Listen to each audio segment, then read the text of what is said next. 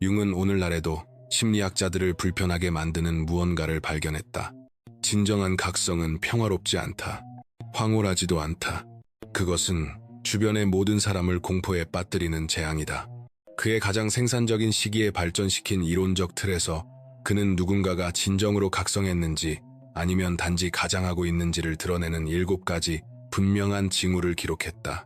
이 징후들은 너무나 충격적이어서 그는 이를 하나의 프로토콜, 경고 시스템이라고 불렀다. 왜냐하면 한 사람에게서 이 7가지 징후가 모두 보인다면 당신이 보고 있는 것은 깨달음을 얻은 사람이 아니라 집단 무의식의 심리적으로 위험한 존재가 되었기 때문이다. 그러나 융의 피를 얼어붙게 만든 것은 이것이었다. 진정으로 각성한 사람들은 자신을 드러내지 않는다. 그들은 추종자나 인정을 구하지 않는다. 그들은 단지 잠든 세계를 깊이 불편하게 만드는 방식으로 존재할 뿐이다. 오늘 나는 융이 규명한 정확한 7가지 징후와 그가 왜 이 지식을 위험하다고 보았는지, 그리고 누군가가 이 끔찍한 변형을 완성했을 때 무엇이 일어나는지를 보여줄 것이다. 이것은 영적 회피나 인스타그램식 깨달음에 대한 이야기가 아니다. 이것은 너무나 희귀하고 위협적이어서 사회가 그 상태에 도달한 누구라도 적극적으로 파괴하려 드는 심리적 상태에 대한 이야기다. 융의 첫 번째 발견을 보여주는 사례, 프로필을 생각해보자. 우리는 임상 환경에 나타난 한 남자의 이야기에서 이 역동을 분명히 본다. 그는 정상적으로 보였고 심지어 매력적이었다. 성공적인 경력과 가족이 있었으며 모든 사회적 기준으로 볼 때 잘 적응된 사람처럼 보였다. 그러나 초기 상담 과정에서 한 가지가 분명해졌다. 그 환자는 치료사가 자신을 어떻게 생각하는지 전혀 신경 쓰지 않았다. 반항적인 방식도 분노한 방식도 아니었다. 그는 단지 승인이나 판단에 대한 욕구를 넘어 존재하고 있었다. 이것이 융의 틀에서 첫 번째 징후, 즉 페르소나의 완전한 붕괴였다. 페르소나는 우리가 사회를 헤쳐나가기 위해 쓰는 가면이다. 그것은 인정을 얻고 갈등을 피하며 사회적 유대를 유지하기 위해 제시하는 자기 모습이다. 대부분의 사람들은 자신의 페르소나가 진짜 자신이라고 믿는다. 너무 오래 가면을 써서 그 아래에 얼굴이 있다는 사실을 잊어버린 것이다. 그러나 진정으로 각성한 사람은 자신의 페르소나가 완전히 녹아내리는 것을 지켜보았다. 필요할 때 사회적으로 기능할 수는 있지만 더 이상 그 연기에 자신을 동일시하지 않는다. 융의 저작은 이 상태에 있는 사람들이 사회적 상호작용을 더 이상 몰입하지 않는 연극을 지켜보는 것처럼 경험한다고 묘사한다. 그들은 대본을 완벽하게 따를 수 있지만 자신의 역할에 아무런 집착도 느끼지 않는다. 이것이 각성한 사람들이 타인을 그토록 불편하게 만드는 이유다. 그들은 당신 자신의 연기를 되비추는 거울이 되었다. 그들과 대화할 때 당신은 그들이 페르소나를 꿰뚫어보고 그 아래에 진짜 사람을 보고 있다는 느낌을 받는다. 대부분의 사람들은 이것을 견디지 못한다. 그들은 각성한 사람을 차갑다거나 판단적이거나 냉담하다고 비난한다. 그러나 각성한 사람은 판단하고 있는 것이 아니다. 그들은 단지 게임을 그만두었을 뿐이며 그들의 존재는 당신이 아직도 연기하고 있다는 사실을 상기시킨다. 융은 이러한 패턴에서 더 불길한 점을 관찰했다. 페르소나가 붕괴되면 그 사람은 사회적 인정에 대해 전혀 신경 쓰지 않게 된다. 그들은 타인이 자신을 어떻게 인식하는지에 대해 완전한 중립 속에서 존재한다. 이는 인간이 사회적 지위를 중시하도록 설계되어 있기 때문에 집단 안에 거대한 불안을 만들어낸다. 진정으로 신경 쓰지 않는 각성한 사람은 수치심, 죄책감, 사회적 압력을 통해 통제될 수 없다. 그들은 집단 무의식이 기능하도록 유지하는 바로 그 메커니즘에 면역이 된 것이다. 페르소나를 해체한 사람은 사회적 위계에서 거의 보이지 않는 존재가 된다. 그들은 모임에 참석하지만 지위 게임에 대해 어떤 감정적 반응도 보이지 않는다. 이 무관심은 경멸이 아니다. 그것은 어떤 방식으로 보일 필요로부터의 진정한 자유다. 그러나 이것이 가장 불길한 부분은 아니다. 융이 확인한 두 번째 징후는 심리적으로 더욱 위협적이었다. 각성한 사람은 자신의 그림자를 완전히 받아들였다. 그들은 타인에게서 보는 모든 악을 스스로도 저지를 수 있다는 사실을 절대적인 확신으로 안다. 이것은 자기 혐오가 아니다. 이것은 급진적인 자기인식이다. 융이 관찰한 패턴을 바탕으로 한 종합적 사례는 이 상태의 개인들이 잔혹함, 조작, 폭력에 대한 자신의 잠재력을 날씨를 이야기하듯 차분하게 논의할 수 있음을 보여준다. 각성한 사람은 어둠에서 도망치는 것을 멈췄다. 그들은 모든 어두운 충동, 모든 이기적 욕망, 자기 안의 모든 파괴의 가능성을 똑바로 바라보고 그래. 이것 또한 나다라고 말해왔다. 이것은 무서운 평정심을 만들어낸다. 그들은 인간의 악에 충격받을 수 없는데 그 이유는 그것을 자신 안에서 인식하기 때문이다. 그들은 도덕적 우월감을 통해 조종당할 수 없는데 이미 우월하다는 환상을 버렸기 때문이다. 융은 이러한 그림자 통합이 각성한 사람들을 타인에게 거의 외계인처럼 보이게 만든다고 기록했다. 누군가 어두운 생각이나 부끄러운 행동을 고백할 때 대부분의 사람들은 판단이나 거짓된 위안을 보인다. 각성한 사람은 인식으로 응답한다. 그들은 자기 안에서 그 어둠과 화해했기 때문에 어둠을 친밀하게 안다. 이것이 사람들이 다른 누구에게도 말하지 않을 것을 각성한 사람에게는 종종 털어놓는 이유다. 두려워할 판단이 없기 때문이다. 각성한 사람은 이미 자기 안에 같은 어둠을 판단하고 받아들였기 때문이다. 그러나 그림자를 받아들인다고 해서 누군가가 악해지는 것은 아니다. 그것은 그들을 의식적으로 만든다. 그들은 억압된 내용에 의해 무의식적으로 끌려다니는 대신 자신의 행동을 의도적으로 선택할 수 있다. 융이 깨달은 진정으로 위험한 사람들은 자신에게 그림자가 없다고 믿는 이들이었다. 그들은 자신의 의로움에 대한 완전한 확신을 유지한 채 잔혹한 행위를 저지른다. 자신의 그림자를 아는 각성한 사람은 무의식적으로 수행하는 것이 아니라 의식적으로 선택했기 때문에 진정한 도덕성으로 행동할 수 있다. 세 번째 징후는 역설로 나타난다. 각성한 사람은 종종 사회에서 물러나지만 그것은 우울하기 때문이 아니다. 잠든 세계의 소음이 견딜 수 없게 되었기 때문이다. 서사적 예시를 살펴보자. 이 심리적 상태에 있는 한 개인은 집단 속에서 시간을 보낸 뒤 육체적으로 탈진된 느낌을 받는다고 묘사한다. 무의식적 합의들, 말해지지 않은 게임들, 집단적 망상을 유지하는 데 필요한 것들이 끊임없는 에너지를 요구한다. 고독은 도피가 아니었다. 그것은 필수적인 회복이었다. 이러한 물러남은 사람들을 공포에 빠뜨리는데 정신질환처럼 보이기 때문이다. 가족들은 패닉에 빠지고 친구들은 개입을 시도한다. 그러나 각성한 사람은 연결에서 물러나는 것이 아니다. 그들은 연기에서 물러나는 것이다. 그들은 단지 무의식의 집단적 극장에 참여하는 것을 멈췄을 뿐이다. 이는 대부분의 인간 상호작용이 공유된 무의식 위에 구축되어 있기 때문에 깊은 외로움을 만들어낸다. 융은 각성한 사람들이 종종 얕은 관계의 거대한 네트워크보다 아주 작은 진정한 연결의 원을 만든다고 관찰했다. 그들은 폭보다 깊이를 중시한다.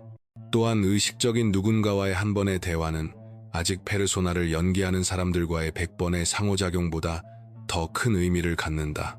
이러한 선택성은 오만이나 우월감으로 낙인 찍히지만 실제로는 급진적인 정직함이다. 각성한 사람은 무의식적인 관계가 충만하다는 척하는 것을 멈췄다. 그들은 가짜 연결을 할 바에는 차라리 혼자 있기를 택한다. 그러나 여기서 진정으로 위험해진다. 융이 확인한 네 번째 징후는 투사의 소멸이었다. 각성한 사람은 현실에 대한 자신의 경험을 타인 탓으로 돌리는 것을 멈췄다. 어떤 타인의 행동이 그들을 괴롭힐 때 그들은 즉시 그것이 자신에 대해 무엇을 드러내는지 묻는다. 이것은 그들을 피해의식이나 죄책감을 통해 조종하는 것을 불가능하게 만든다. 대부분의 사람들은 끊임없는 투사 속에서 살아간다. 그들은 자신의 문제를 부모 탓으로, 불행을 파트너 탓으로, 한계를 환경 탓으로 돌린다. 깨어난 사람은 투사를 멈췄다. 그들이 불행하다면 무엇을 내적으로 바꿔야 하는지를 스스로 묻는다. 이것은 학대를 참는다는 뜻이 아니다. 반응적으로가 아니라 의식적으로 대응한다는 뜻이다. 융은 이러한 투사의 상실이 관계에서 거대한 불편함을 만들어낸다고 지적했다. 당신의 감정을 깨어난 사람의 책임으로 만들려 할 때 그들은 그저 거부한다.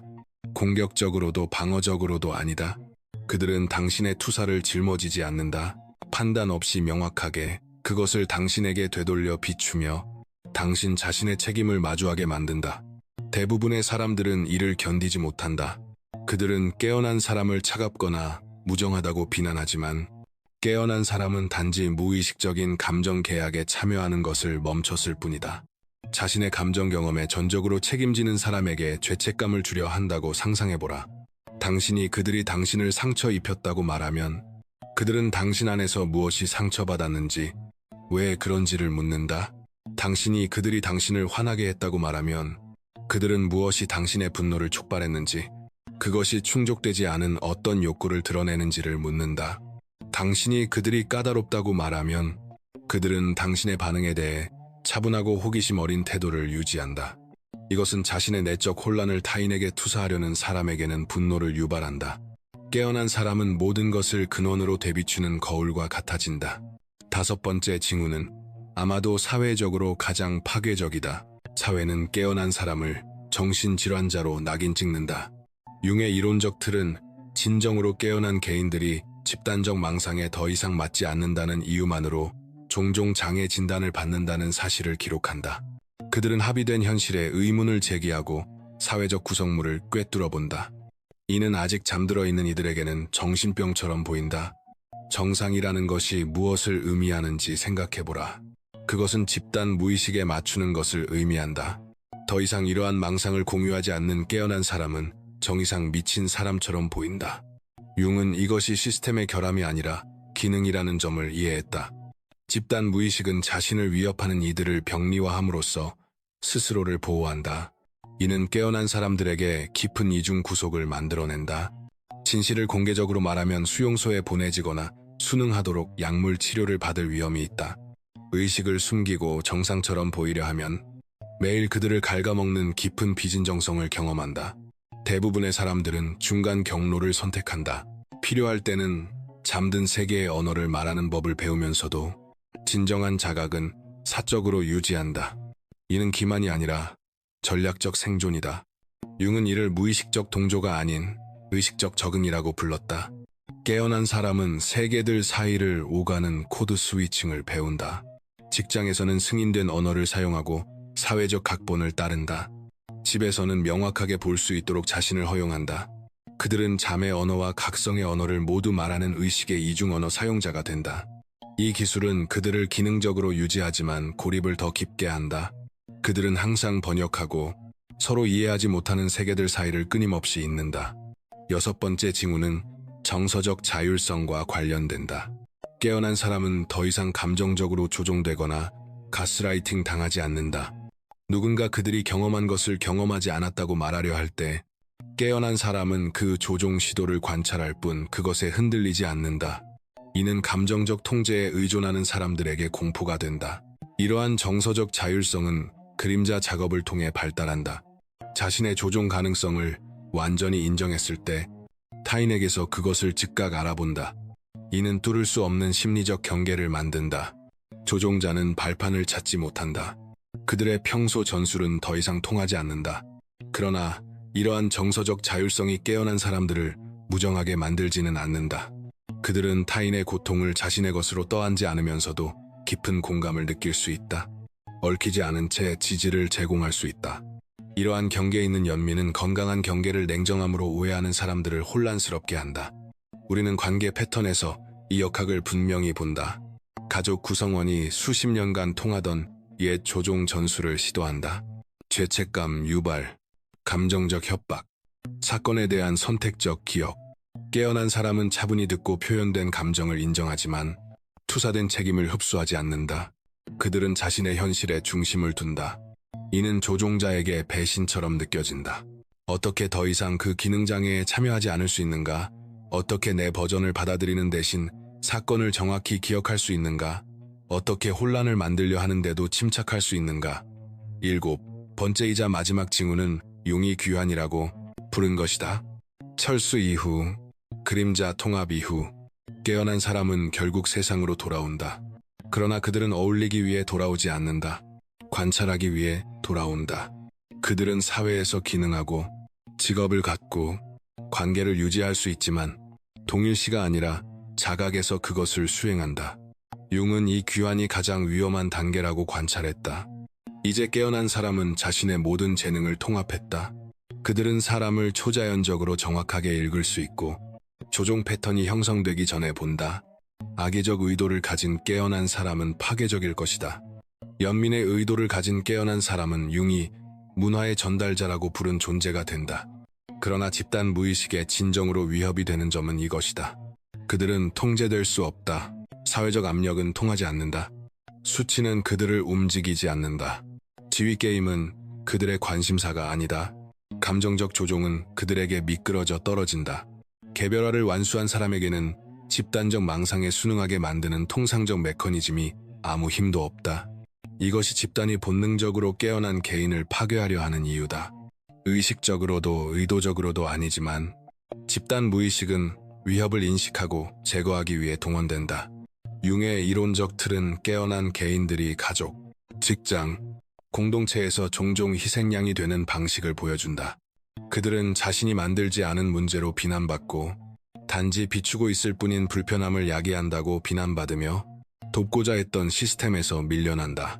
이는 개인적인 일이 아니다. 이는 의식으로부터 자신을 보호하려는 집단 무의식의 작동이다. 가족 안에 깨어난 사람은 말해지지 않은 모든 기능장애를 드러낸다. 직장에 깨어난 사람은 모든 집단적 망상을 폭로한다. 공동체에 깨어난 사람은 집단을 기능하게 유지해온 공유된 무의식적 합의를 위협한다. 이것이 융이 이 지식을 위험하다고 여긴 이유다. 이 7가지 징후를 자신 안에서 인식하면 더 이상 무의식으로 돌아갈 수 없다. 가장할 수 없고 본 것을 보지 못한 척할 수 없으며 이미 벗어난 페르소나를 연기할 수 없다. 무의식이 보상받는 세계에서 당신은 의식에 의해 표식된 존재가 된다. 진정하게 존재하는 것만으로 집단적 망상에 대한 위협이 된다. 이것이 각성의 짐이다. 당신은 급진적 자유와 급진적 고립을 동시에 얻는다. 그러나 융은 수십 년의 심리학 연구에서 아름다운 사실도 발견했다. 이 변형을 완수한 이들은 무의식적인 사람들이 결코 경험하지 못하는 깊이의 의미와 진정성을 보고했다. 그들은 외로울 수 있지만 자신과 함께 있을 때 결코 혼자가 아니다. 집단 무의식으로부터는 고립될지라도 의식 자체와는 깊이 연결되어 있다. 그들은 공유된 망상의 안락함을 명료하게 현실을 보는 맹렬한 기쁨과 맞바꾼다. 이는 대부분의 사람들이 원하지 않는 거래다. 그러나 선택의 여지가 없는 이들, 의도했든 아니든 깨어난 이들을 위해 융은 앞으로 나아갈 길을 제시했다. 융이 그린 길은 개별화다. 그것은 각성을 통해 자신에 대해 발견한 모든 것을 의식적으로 통합하는 과정이다. 그림자를 소유되거나 지배당하지 않으면서 붙잡는 법을 배우는 것이다. 그것은 고립되지 않으면서 정서적 주권을 기르는 것이다. 그것은 냉소적이거나 우월해지지 않으면서 집단적 망상을 꿰뚫어 보는 것이다. 그것은 무의식적인 상태가 아니라 의식적인 상태로 세계로 돌아오는 것이다. 이 길은 평화롭지 않다. 융은 이에 대해 매우 분명했다. 개성화는 일종의 심리적 십자가형이다. 진정한 자신이 되기 위해서는 자신이 누구라고 생각해 왔는지를 죽여야 한다. 그러나 융은 이 십자가형이 중요한 기능을 수행한다고 믿었다. 개성화를 완수한 모든 개인은 모두에게 의식이 조금 더 가능해지도록 만든다. 깨어있는 모든 개인은 인간이 집단 무의식을 초월할 수 있음을 증명한다. 자신의 그림자를 통합하는 모든 사람은 집단 무의식 속의 그림자 내용을 줄인다. 이것은 과대망상이 아니다. 이것은 심리적 진화다. 의식은 어딘가에서 시작되어야 한다. 그것은 연기하기를 멈추고 존재하기를 시작할 만큼 충분히 용감하거나 혹은 충분히 부서진 개인들로부터 시작된다. 융이 묘사한 진정으로 깨어있는 사람은 구루도 성인도 아니다. 그들은 상황이나 선택에 의해 자신의 정신의 모든 측면과 대면하고 그것을 의식적으로 통합하도록 강요받은 사람이다. 그들은 페르소나를 잃고 자기 자신을 발견했다. 그들은 그림자를 받아들이고 자유를 얻었다. 그들은 집단적 망상에서 물러났다가 의식을 가지고 돌아왔다. 그들은 무의식적인 체계에 의해 조작되거나 통제되거나 포획될 수 없다. 이것이 그들을 집단 무의식에게는 위험하게 만들고 의식의 진화에는 필수적으로 만든다. 만약 당신이 자신 안에서 이 7가지 징후를 인식한다면 융은 이렇게 말할 것이다. 당신은 미친 것이 아니다. 당신은 망가진 것이 아니다. 당신은 대부분의 인간이 시도조차 하지 않고 극소수만이 완수하는 변형의 과정을 겪고 있다. 고립은 실제다. 어려움도 실제다. 집단 무의식적 힘으로부터의 위험도 실제다. 그러나 무의식적인 행위자들로 가득한 세계에서 완전히 의식적인 인간으로 살아갈 가능성 또한 실제다. 당신은 집단적 망상에 맞추기 위해 태어난 것이 아니다. 그것을 초월하기 위해 태어났다. 우월해지기 위해서가 아니라 온전해지기 위해서다. 세계는 지금 그 어느 때보다도 깨어있는 사람들을 필요로 한다. 운동을 이끌거나 추종자를 모으기 위해서가 아니라 의식이 가능하다는 증거로 존재하기 위해서다. 개성화를 완수한 모든 사람은 더 많은 빛이 들어올 수 있는 집단 무의식의 작은 균열을 만든다. 깨어남 속에서 혼자라고 느낄지라도 당신은 역사 전반에 걸쳐 이 길을 걸어온 의식적인 개인들의 보이지 않는 네트워크의 일부다. 융이 이 길을 걸었다. 그의 연구에서 이 변형을 겪은 이들이 이 길을 걸었고 이제 당신이 걷고 있다. 이 7가지 징후는 목적지가 아니다. 그것은 변형의 지도다. 페르소나의 붕괴는 사회적 연결의 끝이 아니라 진정한 관계의 시작이다. 그림자의 수용은 악에 대한 허가가 아니라 의식적 도덕성의 기초다. 집단 무의식으로부터의 물러남은 정신질환이 아니라 필요한 분화다. 투사의 상실은 냉담함이 아니라 급진적인 책임이다. 관계의 낙인은 진실이 아니라 집단적 방어다. 정서적 자율성은 고립이 아니라 주권이다. 귀환은 수능이 아니라 의식적인 참여다. 융은 이러한 패턴을 평생 연구했는데 그것은 그 자신이 그것들을 살았기 때문이다. 1913년부터 1919년까지의 무의식과의 대면은 그의 개인적인 각성 과정이었다. 그는 미래에 깨어있는 개인들이 자신들이 혼자가 아니라는 것을 알 필요가 있음을 알고 그것을 레드북에 기록했다. 그는 같은 두려운 길을 따르는 다른 이들을 위한 지도로서 분석 심리학을 창시했다. 그는 집단 무의식이 이름 붙여지지 않고 알려지지 않기를 원하는 경험들에 대한 언어를 우리에게 주었다. 이것이 융의 가장 위험한 프로토콜인 이유는 한 번 인식하면 다시 보지 않을 수 없기 때문이다. 만약 당신이 자신 안에서 이 7가지 징후를 본다면 더 이상 잠들어 있는 척할 수 없다. 다른 사람들 안에서 그것들을 알아본다면 그것이 무엇을 의미하는지 모른 채 할 수 없다. 이 지식은 당신을 집단적 망상을 넘어볼 수 있는 사람으로 표시한다. 그것은 무의식에 의존하는 체계들에게는 위험하게 만들지만 의식의 진화에는 필수적으로 만든다. 집단 무의식은 깨어있는 개인들을 파괴하려 하면서도 동시에 그들을 필요로 한다. 이것이 융이 깊이 이해했던 역설이다. 진정으로 깨어있는 이들은 타인 위에 권력을 추구하지 않는다. 그들은 통제하거나 조작하는 데 관심이 없다. 그들은 단지 스스로가 통제되거나 조작되기를 거부할 뿐이다. 이 거부, 이 주권, 이 의식이 그들을 위험하게도 만들고 필요하게도 만든다. 집단적 망상에 투자한 이들에게는 위험하고 깨어날 준비가 된 이들에게는 필요하다. 당신은 다른 사람들을 깨울 책임이 없다. 당신은 오직 스스로 의식적인 상태를 유지할 책임만 있다. 그러나 당신의 의식은 의도와 상관없이 집단 무의식의 파문을 일으킨다. 앞서의 서사적 예시를 다시 생각해보라. 겉보기에는 정상적으로 보였지만 7가지 징후를 통해 자신을 드러낸 임상 상담에 온 남자 말이다. 치료 작업은 그를 더 정상적으로 만드는데 초점을 맞추지 않고 의식적인 존재로서 세상을 항해하도록 돕는 데 초점을 두었다. 이 과정을 통해 그는 고립되지 않으면서 고독을 존중하는 법을 배웠다. 그는 냉소적이 되지 않으면서 그림자 인식을 사용하는 법을 배웠다. 그는 연민을 잃지 않으면서 정서적 주권을 유지하는 법을 배웠다. 그는 무의식적인 행위자가 아니라 의식적인 참여자로서 세상에 존재하는 법을 배웠다. 이것이 실제에서의 개성화다. 깨어있는 삶은 무의식적인 삶보다 쉽지 않다. 측정 가능한 모든 면에서 더 어렵다. 당신은 다시는 보지 않을 수 없는 고통을 본다. 당신은 무시할 수 없는 패턴을 인식한다. 당신은 피할 수 없는 책임을 느낀다. 그러나 동시에 무의식적인 사람들은 결코 접근하지 못하는 의미를 경험한다. 당신은 공유된 망상이 아니라 현실 속에서 산다. 부분적으로가 아니라 완전히 자신을 안다. 연결을 연기하는 것이 아니라 진정으로 연결된다. 안락함과 맞바꾸니 의식이 각성이 요구하는 대가다. 융은 인류가 더 큰 의식을 향해 진화하고 있다고 믿었다. 그는 깨어있는 개인들을 이 진화의 선두로 보았다. 그는 의식은 불가피하다고 주장했다. 문제는 우리가 그것을 개성화를 통해 의식적으로 발전시키느냐 아니면 고통을 통해 강요당하느냐였다. 깨어있는 사람은 의식적 진화가 가능하다는 증거 역할을 한다. 그들은 인간이 집단적 프로그래밍을 초월하고 진정한 자각에서 살아갈 수 있음을 보여준다. 만약 당신이 이 영상을 보고 있다면 당신 자신이나 가까운 누군가 안에서 이 징후들을 인식하고 있을 가능성이 크다. 붕괴된 페르소나, 받아들여진 그림자, 필요한 물러남, 사라진 투사, 미쳤다는 낙인, 정서적 자율성, 의식적인 귀환. 이것들은 하나의 변형의 7가지 측면이다. 무의식적 자아의 죽음과 의식적 자아의 탄생이다. 융은 이것을 개성화라고 불렀다. 다른 이들은 각성이나 깨달음이라고 부른다. 용어는 경험 자체만큼 중요하지 않다. 중요한 것은 당신이 이 변형 속에서 혼자가 아니라는 사실이다. 완전히 고립되었다고 느낄 때조차 중요한 것은 당신의 의식이 개인적 경험을 넘어서는 목적을 지닌다는 점이다.